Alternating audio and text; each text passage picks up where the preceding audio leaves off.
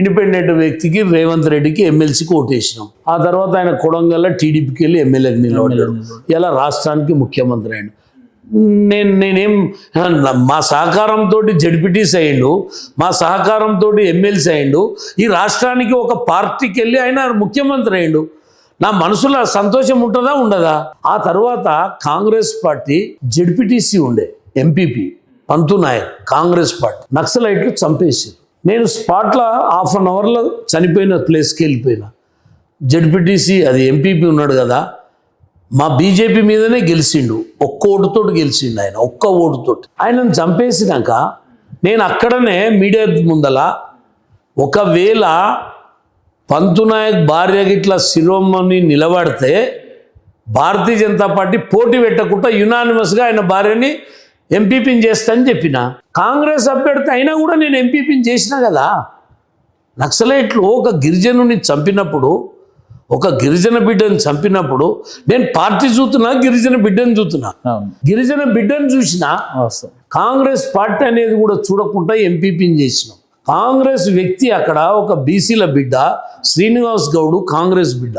మాకు 3 సీట్లు వచ్చినాయి, ఆయనకు 4 సీట్లు వచ్చినాయి. అన్న నన్ను చైర్మన్ చేయి, మీరు వైస్ చైర్మన్ తీసుకోరన్నారు.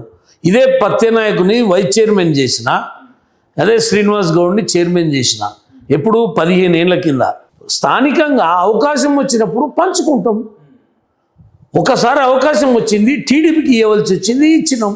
ఒకసారి అవకాశం వచ్చింది టీఆర్ఎస్కి ఇవ్వాల్సి వచ్చింది, ఇచ్చినాం. స్థానికంగా మేము బలపడేటందుకు చేయవలసి వస్తుంది. ఓకే, దాంట్లో తప్పేముంది? ఇప్పుడు ఈ రాష్ట్రంలో బలపడడానికి నేను పోయిన మద్దతు ఇచ్చినా మీరు అంటున్నారు.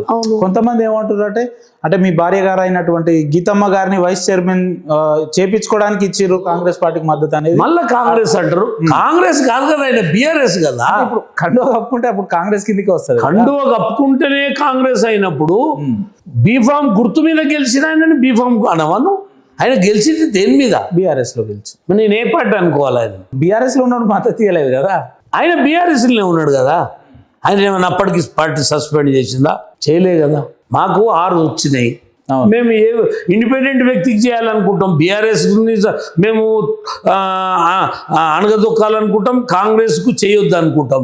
ఓ ఇండిపెండెంట్ వస్తే మేము చేసుకుంటాం. అరే దాంట్లో తప్పే ఉంది. అంటే ఇప్పుడు ఆయన ఇండిపెండెంట్ కాబట్టి మద్దతు ఇచ్చినాం. తర్వాత పార్టీలోకి ఆయన పార్టీలోకి పోతాడా, నక్సలైట్లకు పోతాడా, కమ్యూనిస్టులకు పోతాడా? నేను ఆయన ఎంబడి కావాలంటున్నా. మాకు వచ్చిన దాంతో మేము ప్రజలకు సేవ చేస్తాం. ఆయనకు వచ్చిన దాంతో చక్కగా పని చేయకపోతే దానికి మేము ఏం చేయాలో అది చేస్తాం. కాంగ్రెస్కు బీజేపీ చేసింది అంటున్నారు కదా, మళ్ళీ కాంగ్రెస్కు బీఆర్ఎస్ ఎట్లా చేసింది? అమర్చింతల కాంగ్రెస్కు బీఆర్ఎస్ ఎట్లా చేసింది? నిజామాబాద్లో కాంగ్రెస్కు కామారెడ్డిలో బీఆర్ఎస్ ఎట్లా చేసింది? కాంగ్రెస్కు బీఆర్ఎస్ బీజేపీ కలిసిన సందర్భాలు కూడా ఉన్నాయి.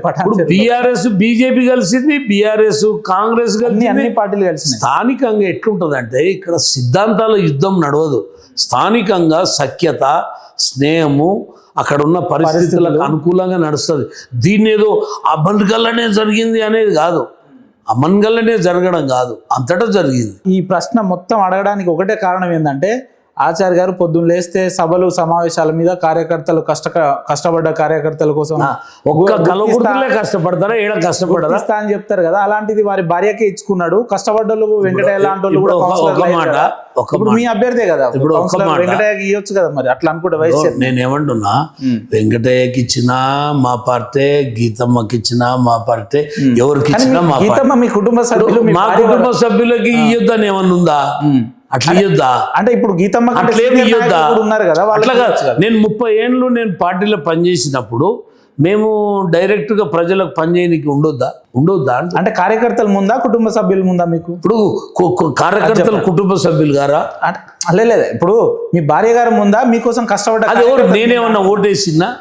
ఎవరేస్తారు ఓటు? లోపల పోయి ఎవరేస్తారు? అంటే మీరు అనుకుంటే కాదు. నేనే ఎట్లా అనుకుంటా?